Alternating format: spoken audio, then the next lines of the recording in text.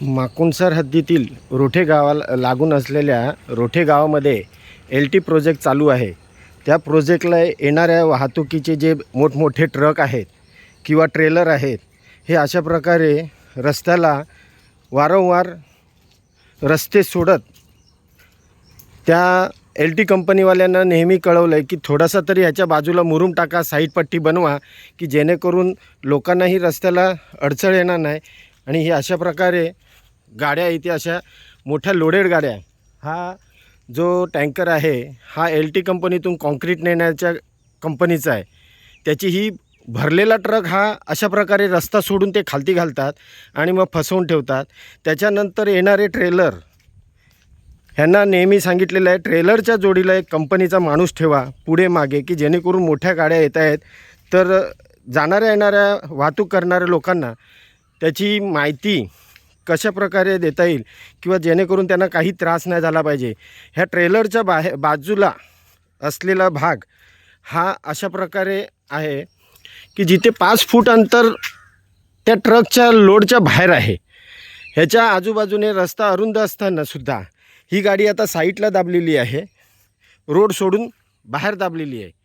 परंतु जर एखादी गाडी जाणार असेल तर त्याला ही गाडी पुन्हा ही पण फसू शकते।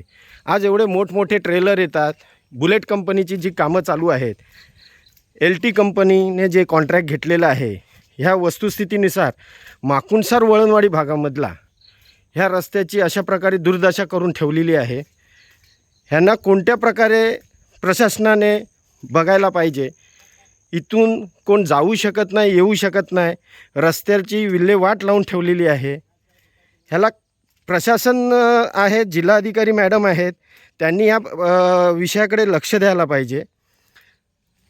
आणि अशा प्रकारे होणाऱ्या ह्या ज्या सुविधा आहेत लोकांना येण्या जाण्यासाठी, आता सकाळी सकाळी लोक भाजीपाला म्हणा की शाळेतली मुलं म्हणा, त्यांच्या बसेस म्हणा किंवा तिथे येणारे जाणारे जे कोणी राहणारी लोक आहेत, ह्यांची वस्तुस्थिती काय होत असेल विचार करा। हा रस्ता अशा प्रकारे LT कंपनीने चॉकअप करून ठेवलेला आहे। आता तो ट्रक तिकडे झालेला आहे, दुसरा हा ट्रेलर आहे, तिसरा हा ट्रेलर आहे, चौथा ट्रेलर मागे आहे, त्याच्या मागे अजून टँकर आहे, त्यांची LT कंपनीची बस थांबलेली आहे। किती प्रकारे हे लोकांनी सहन करावं आणि कितपर्यंत करावं, ह्यांना प्रशासनाने लवकरात लवकर यांच्यावर चांगल्याच प्रकारे जाब विचारावा। ह्या रस्त्यातून बाईक जरी जायची झालं तर कसा जाणार माणूस ते सांगा। हा वारंवार होणारा त्रास आम्ही सहन करणार नाहीत। LT कंपनीला त्यांच्या साईड पट्टा मारून त्यांना तिकडून वाहतुकीचा रस्ता मोकळा करायला सांगितलेलं असतानासुद्धा आज जवळजवळ 3 वर्ष होऊन गेली। 3 वर्षात एकदासुद्धा ह्या लोकांनी रस्ता तयार केला नाही।